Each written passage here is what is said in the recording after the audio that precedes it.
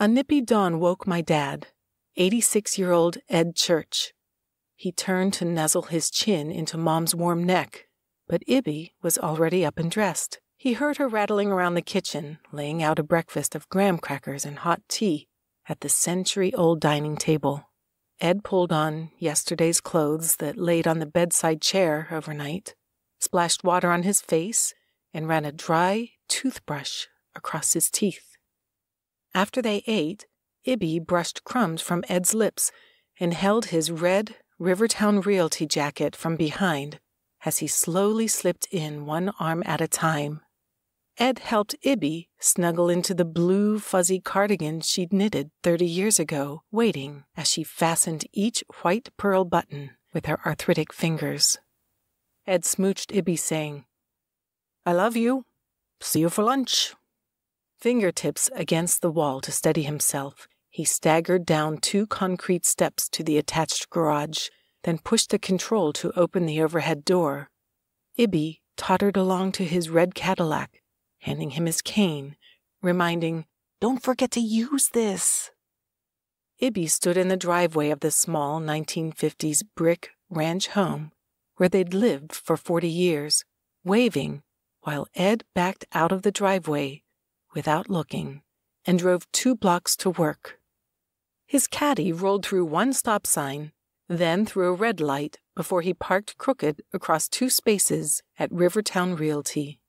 Ed entered his business of 60 years smiling so brightly his eyes squinted, gave an enthusiastic salute-like wave to his coworkers who were already busily working, bubbling, "Hello, everybody. Great day, isn't it?" He continued polite niceties, but couldn't remember names. Then he entered his office with his brass nameplate on the door, Edwin Church, President, and settled in behind his walnut desk, opening the Wall Street Journal. He appeared busy, but glanced up frequently, hoping to see familiar clients. Back at home, Ibby waved to her neighbors as they drove to work. On Orchard Lane, their dead-end street, everyone knew everyone.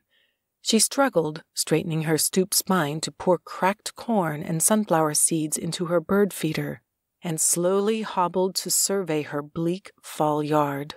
She lingered, marveling at the glistening, frozen dew encapsulating late fall rosebuds. Frost soaked Ibby's cloth shoes. Shivers hastened her back into the warm house.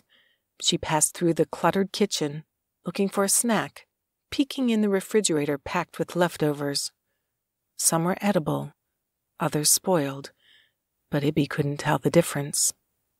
She looked forward to the lunch and dinner she and Ed would eat at the local restaurant, as they had nearly every day for the past 6 months.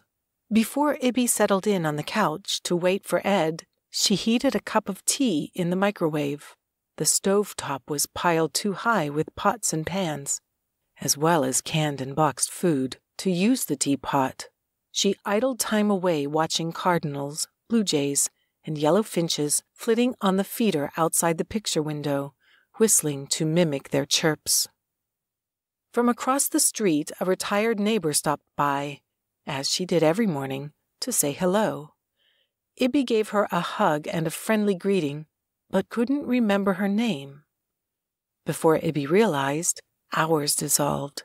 She heard the church bells toll 12 at noon, and was whistling along with Amazing Grace ringing out from the church carillon when she saw Ed pull in the driveway.